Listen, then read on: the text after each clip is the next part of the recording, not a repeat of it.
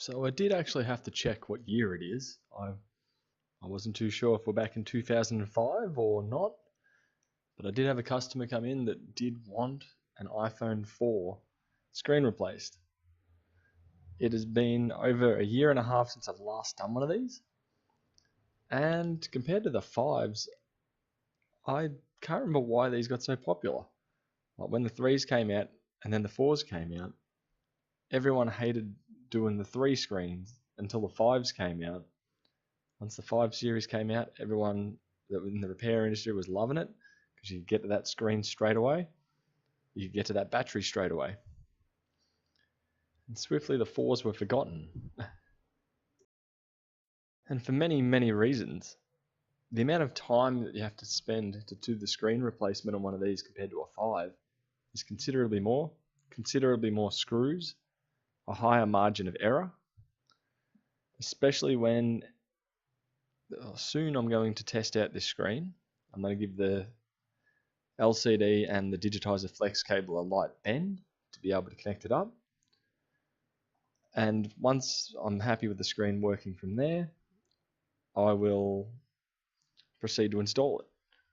There's been many times and also quite a few suppliers that I've cut out due to having a high failure rate of iPhone 4 4S screens, where I tested out prior to putting it in. As you see now, I'm going to go ahead and test it out. But I'll test it out here, connect it up, everything perfect. Spend the next 10-15 minutes, or maybe even 5 minutes, removing everything, installing the brand new screen that I just got my hands on, putting it in, putting the mainboard in, curving it all over, connecting up the digitizer and the LCD, and then I get no image. Or you get lines through it, or the touch panel wasn't functioning properly. I think in a couple of occasions there was about, I reckon, 3 screens in a row on the one phone that were all brand new and all dud. And that just wanted to make you rip your hair out. You get that nowadays sometimes with the iPhone 7 and 8s, where you might have to try a couple of screens, but at least you didn't have to tear apart the whole phone, unlike one of these. These things can just be rage-inducing.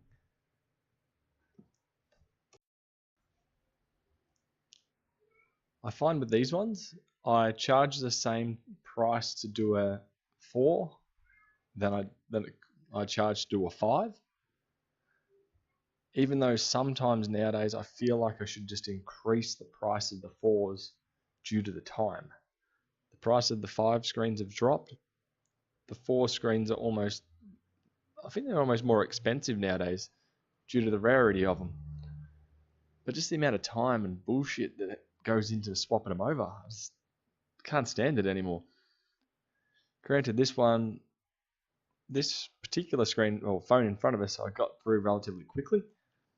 No real dramas, no real issues.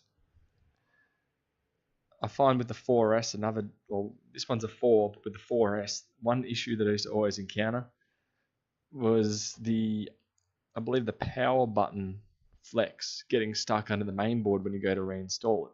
So you have to bend that out of the way, along with the other, I think, 3 connectors. The 4s feel nice and basic in comparison. It'd be nice if Apple did make the 4 and the 4S interchangeable.